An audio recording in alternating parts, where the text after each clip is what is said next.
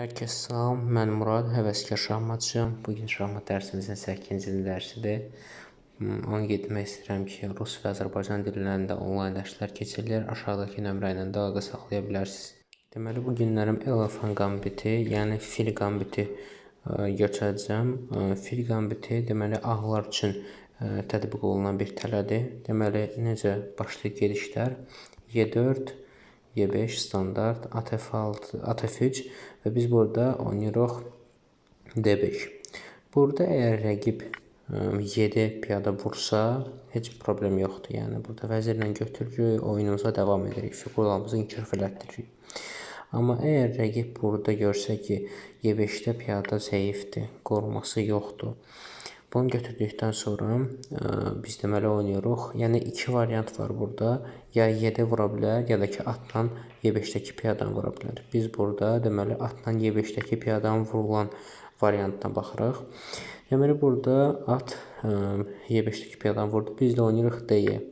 D-yə oynadıqdan sonra ağlar məntiqcə yəni belə baxsaq yaxşı gediş edirlər. Fil C4 oynayırlar. Fil C4 eləyib F7-dəki piyadaya hücum edirlər. Biz isə burada oynayırıq vəzir J5. Vəzir J5 oynayırıq. Y5-dəki ata hücum edirik və J2-dəki piyadaya hücum edirik. Deməli burada qaralar F7-dəki piyadanı vururlar. Çünki burada həm topa, həm də vəzir hücum edirlər. Yəni ən azından ağlar hələ düşünür. Biz də J2-dəki piyadanı götürürük. Ondan sonra görürük ki, H1-dəki top deməli vəzirimiz hücum edir o topa. Onlar da əlbəttə ki, onu qorumalıdırlar. Oynayırlar top F1. Top F1 oynadıqdan sonra biz fil J4 vəzirə hücum edirik. Və burada artıq görsənir ki, bu vəziri qorumaq olmur. Çünki F3 gedişindən sonra biz filinə vururuq F3, onlar da məcburi qalırlar vursunlar və biz də topu F3-dəki topu götürürük. Bundan sonra ağlar nəhayət öz toplarına götürürlər və biz də oynayırıq burada F3. F3 oynadıqdan sonra şah artıq yerindən tərpənir və artıq burada görmək olar ki, ağlarda vəziyyət daha yaxşıdır.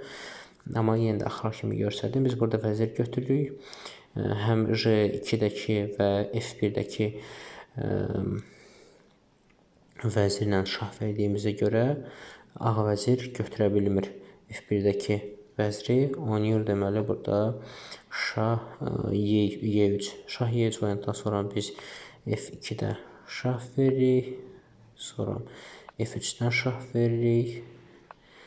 Sonra F4-dən şah veririk. Və burada belə bir mat qoyuruq. Vəzir C4 oynayıb mat qoyuruq. Yəni belə bu fil qambitidir. Burada deməli ilk başda göstərdiyim kimi burada iki gediş var. Ya 7 piyada vurar, ya da ki atla vurar. Burada artıq rəqibdən asılıdır. Amma bunu da nəzərə çatdırım ki, fil qambitində belə bir tələyə salmaq olar rəqibi. Yəni bu da bir istifadə oluna biləcək bir təllərdən biridir.